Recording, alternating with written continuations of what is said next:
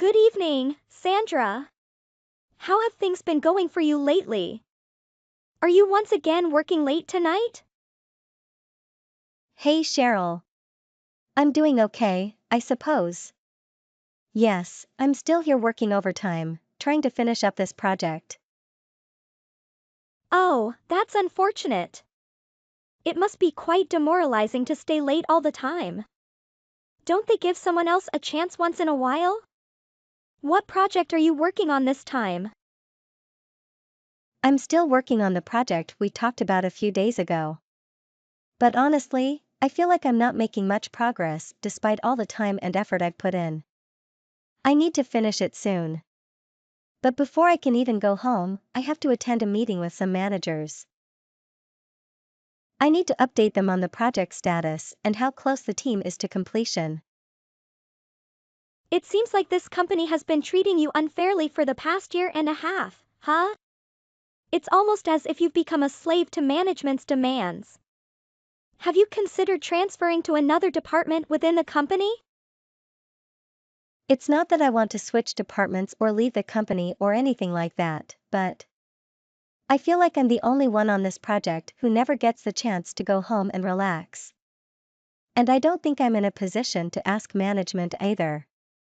Ugh, hi. That's really unfortunate to hear. You know what? I wonder if I could leave work early if I asked. Hey, you're different from the rest of us here. You've been with this company for a long time. And it seems like you don't have to deal with time-consuming projects. So, I don't see why you couldn't ask, but I'm just an average person in this company. So I can't get away with asking for something as simple as that. Do you think I could actually make such requests? I have no idea what's going on at work these days. And it surprises me that they still let me work for this company.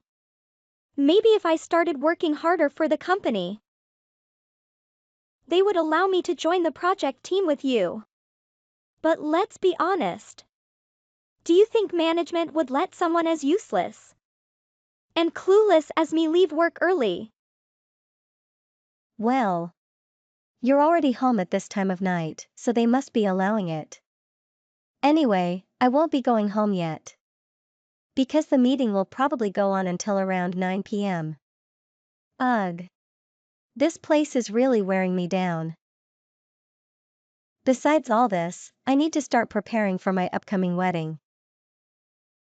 For someone as dedicated to work as you, speaking in such an exhausted and burned out tone must mean you're in a rough spot.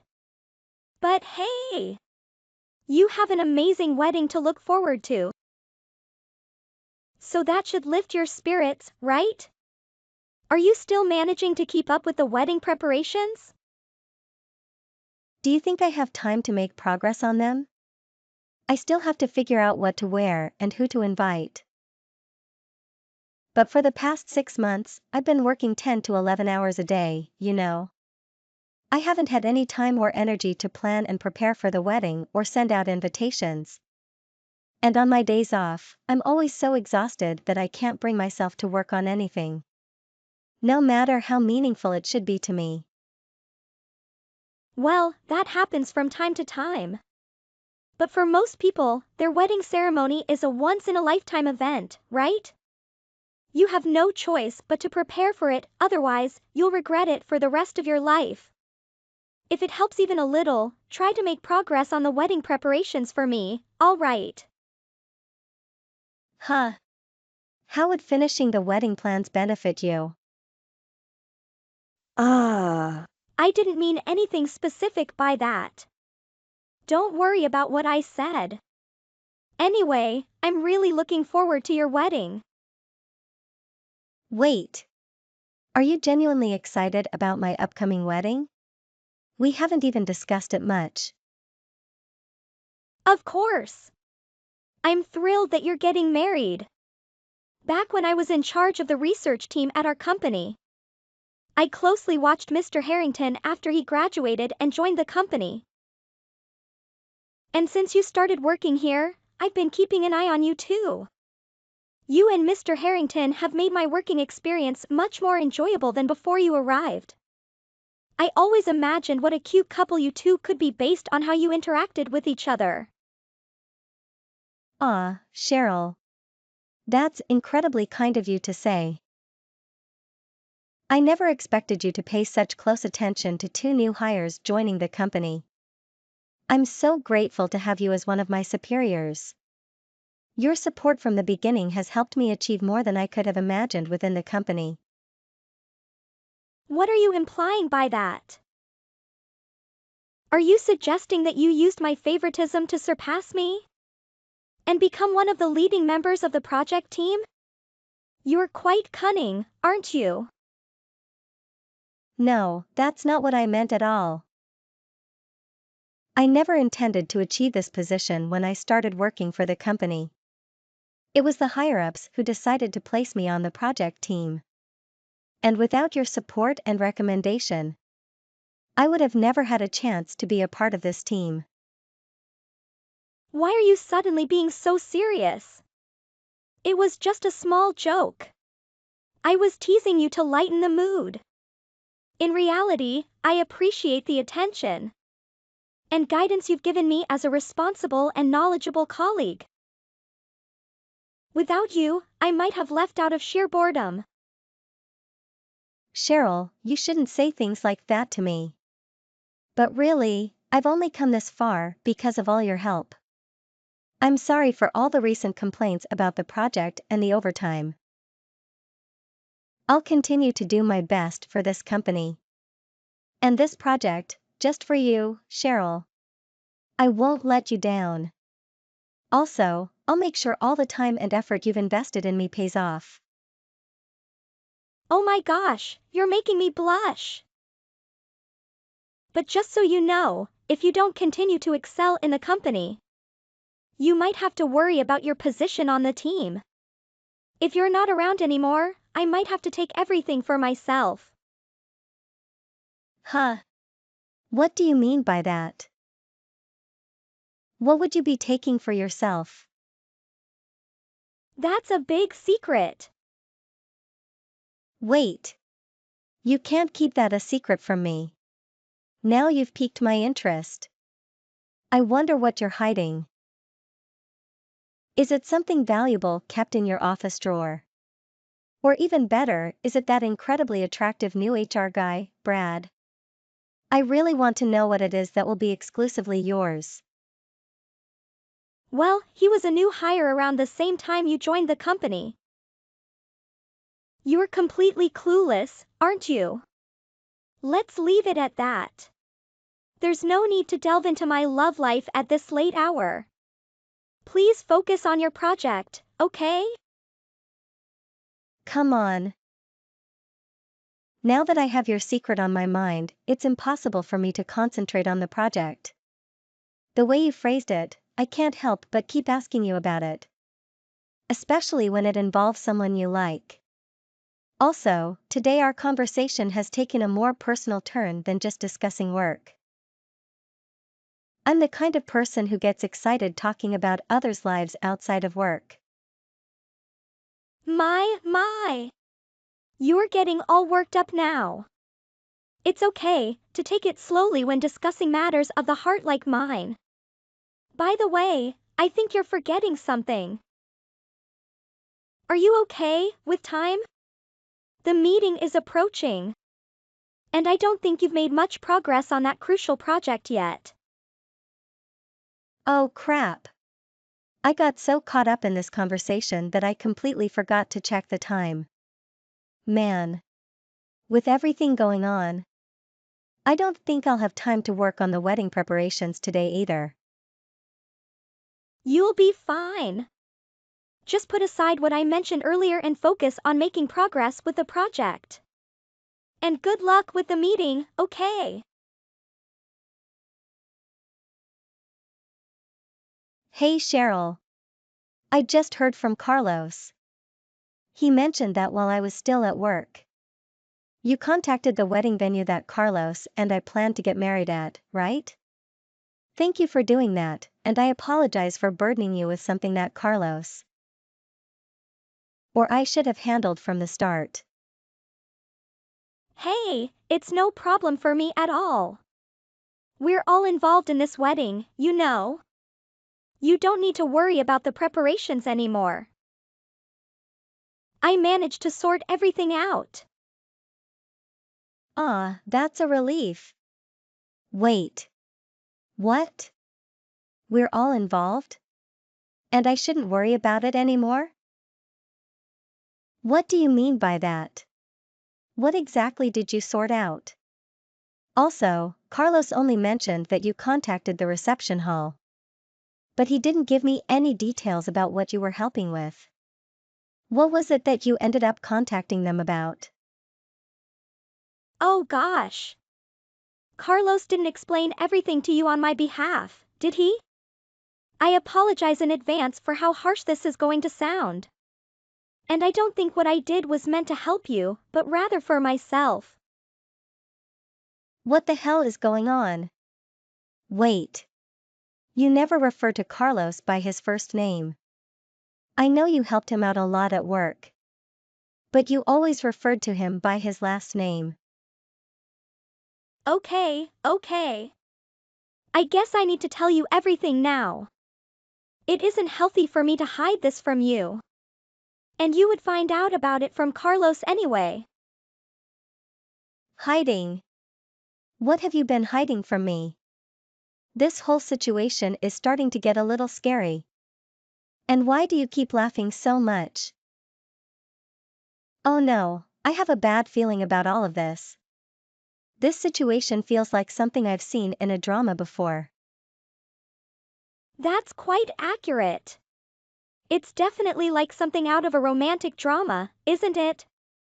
I'm sorry to have to break it to you. But the wedding scheduled for 2 months from now is for Carlos and me to get married. What the hell? I had a bad feeling about the way you were wording things and acting. Wait. Are you being serious right now? What kind of reason do you have for doing something as horrific as this? It feels like you're just making fun of me or something. You have to be lying. There's no way you'd want to do this to me, right? I thought you were excited for me to get married to Carlos because we're so cute together. Oh gosh.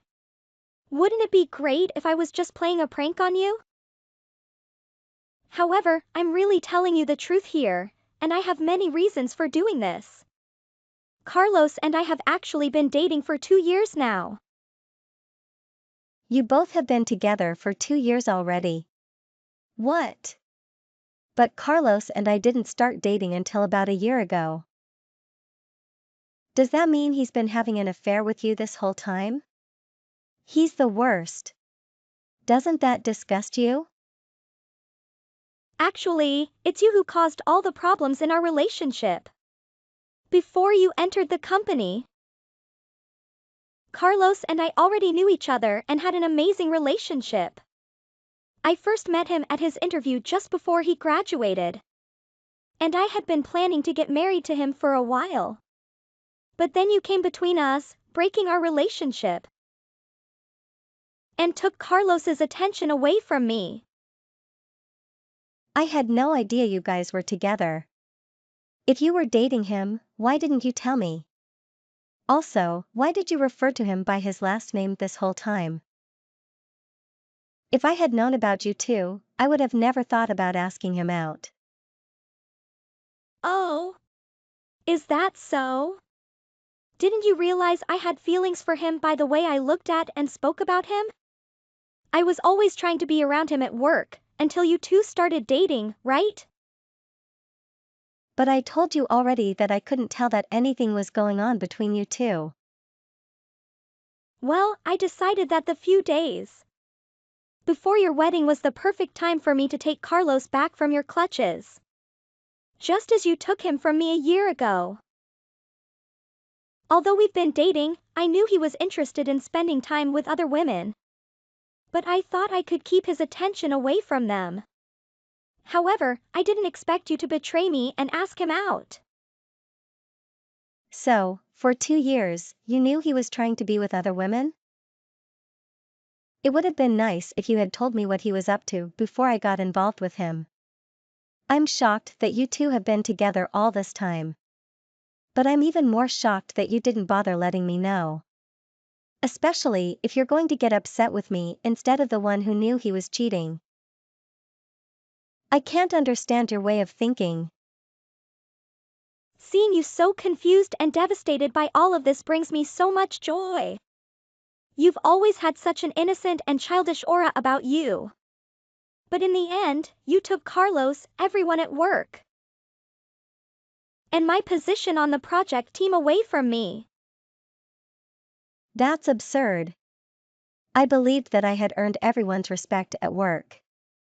And gained a place on the project team because of you. I thought you were happy about my success. Oh, so now you're going to start arguing back with me? Anyway, there's no point in continuing this argument, right? After 2 long years filled with worry and jealousy, I finally managed to win Carlos back from you. And used your wedding as an opportunity to marry him. It seems like I came out on top in the end. If you claim to have come out on top, then that would mean Carlos is fine with you marrying him, right? Considering everything you've told me about him. He could already be with someone else as we speak. Has he finally realized that you are the one he wants to marry? That's true. Carlos is quite indecisive, so in reality, he would have been fine marrying either of us. Fortunately, I was able to win him back just before your big day. You seemed really eager to marry him, so I thought he had already forgotten about me. But it turns out he was still unsure about who he wanted to be with. So, in the end, I used a little persuasion to take him away from you. Oh my God. He's truly a terrible person. But seriously, are you really okay with marrying him? Are you sure you want to be the bride of a man who is fine with being with any woman he chooses? This seems like a recipe for future divorce to me. Of course, I'm okay with it. I managed to win him back from you. So I'll have no problem getting him to focus only on me whenever necessary. By the way, Carlos is still young and very intelligent. Don't you think he could be a strong candidate for a managerial position in our company? He has a bright future ahead, both successful and wealthy. So, that's how you decide whom to marry, huh? I never expected you to be so shallow, using money and success as criteria for choosing a partner. Do you even care that he cheated on you? I guess I had the wrong impression of you as a decent and thoughtful person. Your way with words is impressive. Thank you for seeing me as genuine. But the person you thought I was and the person I turned out to be are quite different. It's incredibly embarrassing to sit here and listen to someone as disgusting as you talking about all of this as if it's normal. And to think I'm the one being blamed for all this mess. You couldn't be more right. It's amazing how a revealing event like this can instantly change someone. I was always being fake with all those sentimental things I said to you. But even though I dropped hints about the affair with Carlos, you seemed oblivious. You never once questioned anything I said. Or did until I finally had to say it directly to your innocent face. Wasn't it obvious to you that I wouldn't pick up on your hints? You were trustworthy to me, so I never even considered something like this happening. I never imagined that you and Carlos would betray me right before our wedding.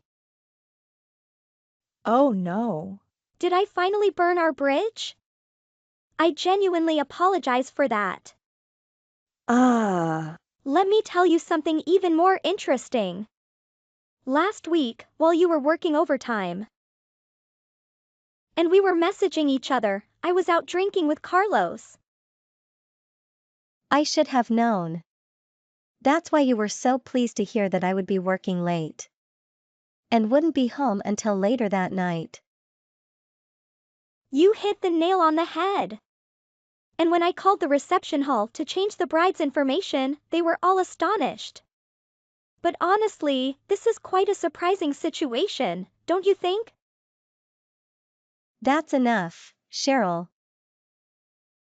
I don't need Carlos around anymore, and any pleasure I had in talking to you is long gone. Please, enjoy the wedding that you've stolen from me with Carlos. By the way, you'll be covering all the costs, right? Of course. As if you have any say in the matter. Carlos is on track to become one of the elites in the company. I'm sure his salary will significantly increase in the next few months. So he'll be able to afford everything at our venue. Well, I hope you enjoy your life with your money bag. From now on, I have no desire to hear from you or him. So please don't try to contact me. Goodbye. Looks like I've hit a nerve. See you, loser. And by the way, it should be obvious, but you're not invited to our wedding. On our special day, please stay in your bed. And cry about the wonderful wedding you could have had. Wait. Just a moment, please. What on earth is happening here? Wasn't today's wedding supposed to be in Vegas? When I arrived at the reception hall, they informed me that I made a mistake. And the wedding is actually taking place in Paris. Are you joking right now? Huh. I told you not to talk to me anymore. Didn't I mention that a few days ago? Can't you read English or something? Of course I can read, you idiot. And I didn't message you intentionally. When I arrived at the reception hall in Las Vegas, I was informed that I was at the wrong venue, and my wedding is happening in France. There must have been a misunderstanding. What do they mean by that? Well, first things first, I want to know why you believed your wedding was in Las Vegas. I assumed you were the one who changed the location to Paris. After all, you were looking at a wedding pamphlet for venues in France, right? I have no idea what you're talking about. I thought the pamphlet Carlos was reading was for places in Las Vegas. And when I called to update the bridal information for the wedding, they told me it would be here in Las Vegas. Oh, I understand now. That pamphlet included all the venues owned by that company. Vegas was just one of them. You did know that you were dealing with a company that had multiple venues, didn't you? A bride wouldn't usually make such a careless mistake on one of the most important days of their life, right? But I suppose you were never the brightest one, huh? Seriously? Hold on for a moment. So, Carlos is heading to France right now to prepare for our wedding? All he said was, "I'll see you there." Hasn't he realized by now that I should be on the plane with him? I guess not. Or maybe he just didn't care. Or even better, maybe he thought you were smart enough to know the correct wedding venue? It seems like you both didn't thoroughly discuss your travel plans. Why would you say those things when you can see that I'm panicking? When I asked him about where we should have our wedding, I never said I wanted it to be outside of the country. I suggested we go to Vegas. I don't think he paid much attention to where you wanted to have the wedding. Yes, initially, I wanted to have the wedding within the US. But you were the one who took that away from me, so don't try to involve me in this. Hopefully, you can grasp reality and find a way to get to Paris before the wedding starts. I mean, shouldn't you be trying to catch up with him or something? How am I supposed to catch up with him? I don't even have a passport. That's why I suggested he choose somewhere within the States. There's no chance I can reach him now. How should I even go about canceling the wedding? Wouldn't it be best to call the reception hall first and ask if it's possible to cancel the wedding? But let's be honest. Will that even work for you? I mean, you're really pushing it by trying to cancel on the day of. You'll likely end up having to pay the full wedding fee, right? What's going to happen when Carlos's family arrives, and there's no bride for the wedding? They'll definitely be angry about wasting their time and money. Oh, God. They'll travel all the way to France for nothing. It will be a huge waste for them. And, worst of all, it will make me look terrible. You'll be the one responsible for paying their travel and accommodation expenses, you know. I mentioned earlier that covering all the expenses for the guests I invited would be difficult. But Carlos said it would be disrespectful to make our guests pay for flights and hotels. I can't help but laugh. You can blame him for that. That idiot. Causing all this unnecessary mess for me. But seriously, you not showing up to your own wedding will cause the most problems for everyone. Ugh. This can't be happening to me. Paying for a wedding I won't even attend. And covering all the guests' expenses will be the end of me. Even if I decide to cancel everything now, I'll still have to pay 100% of the wedding fees. Wait, I have an excellent idea. How about I give up and relinquish the wedding to you? Consider it a generous gift from me. What? I think you've completely lost it with that kind of talk. I was completely serious when I said that. I initially wanted to marry Carlos, but now I'm done with all of this. How about you take everything back? Weren't you deeply in love with Carlos? If you want, you can even go to Paris and marry him. I'll let him know that I no longer love him so he can move on from me. If you do this for me, I won't have to contribute a single penny to the wedding. And you'll get to be with him. You're being ridiculous right now. Do you really think I would simply forget about all the trouble you caused and say? Sure, that's fine with me. I'd love to marry an unfaithful guy like Carlos. Hey! We don't need his approval or anything, right? From the beginning, this wedding was meant to be between you and Carlos. Oh, that's right. I can just call the reception hall and request a change in the bride's information again. I'm sorry, but I don't think you can pull that off a second time. Even if you try to convince them to change the information back to mine, I doubt anyone there would believe you. What? Well, there's no harm in trying. It's not my fault that all of this is happening, you know. Why are you still talking to me as if this is my problem? This mess was created by no one else, but the two of you, right? Well, if I can't find a way to go to France and can't find someone to go in my place and marry Carlos, I'll be stuck paying for the entire wedding and everyone's expenses. That's absolutely right. And you should already know that the expenses won't stop there. They won't? Besides all this, what more could there possibly be? Naturally, Carlos wouldn't have enough savings to cover any other costs, right? There's no way we would be able to pay for anything else. You can't just say that you won't be able to pay because you'll have no other choice. Another expense will be from me suing you for emotional damage. Huh? You're going to sue me? Wait a second. You can't make such a claim against Carlos or me. Because you two haven't even married each other yet. You greedy person. You're just trying to find a way to make money from this. I've consulted with a lawyer. And he says there is indeed a good chance I can win a case against you. So get a lawyer. That is, if you can afford one after all the money you'll need to pay for the wedding.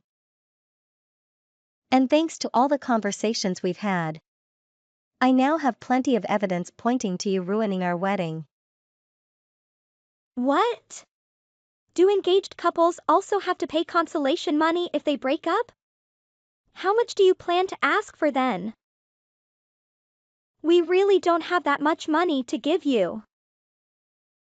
It doesn't matter to me how much money you or Carlos have.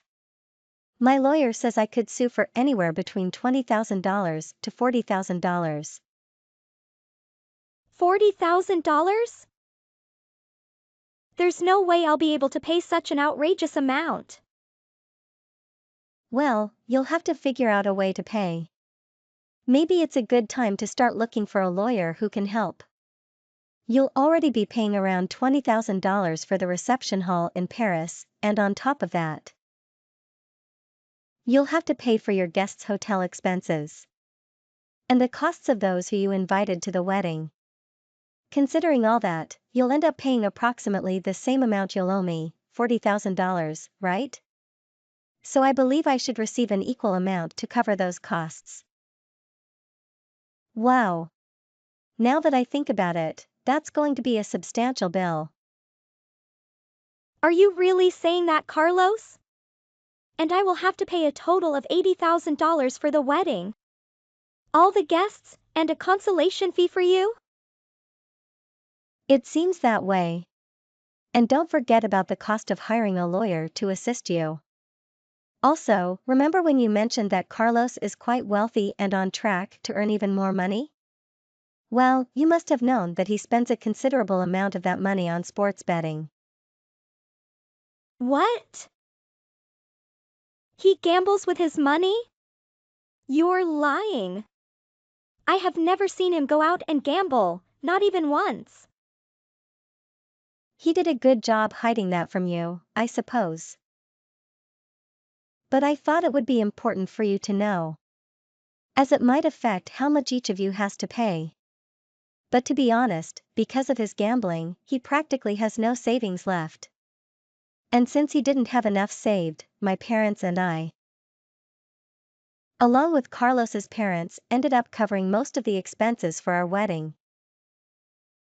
But if you and your parents' share of the payment won't be covered, then it will be left for Carlos's parents, my parents, and me to pay. Well, not exactly. I don't believe Carlos's parents will be paying anything either now. I thought it was responsible to inform his parents about how he would be marrying you instead of me. And since they seemed to care about me, they were not only upset with Carlos, but also decided not to contribute to his part of the wedding anymore. They also said they have no plans to attend your wedding today. But the most important thing to remember is that you and Carlos are on your own. What? You must be joking with me. This is all just a dream, right? It has to be. Cheryl, this is all very, very real. And you will soon have to accept the consequences of the chaos you caused. Well, with that, I think our conversation is over. Congratulations on your wedding. And I look forward to hearing about your plans for repaying me later. Cheryl never managed to travel to France to meet Carlos at their wedding, because she didn't possess a passport initially. Consequently, as no bride arrived at the venue, the wedding couldn't take place. Interestingly, both Carlos and Cheryl were invoiced $40,000 for the reception hall and all the guests they had invited to their wedding. Furthermore, progress is being made in my case against them. It appears they may be liable for an additional $20,000 for their actions. Due to the wedding fiasco, Cheryl and Carlos had a major argument and ended up living together in a dilapidated house instead of separating, as it was their best option for saving money. Naturally, they continued to have conflicts during this time while still residing together, despite their efforts to keep these embarrassing incidents hidden. Our company eventually discovered the truth, and both of them were fired for incessant workplace arguments.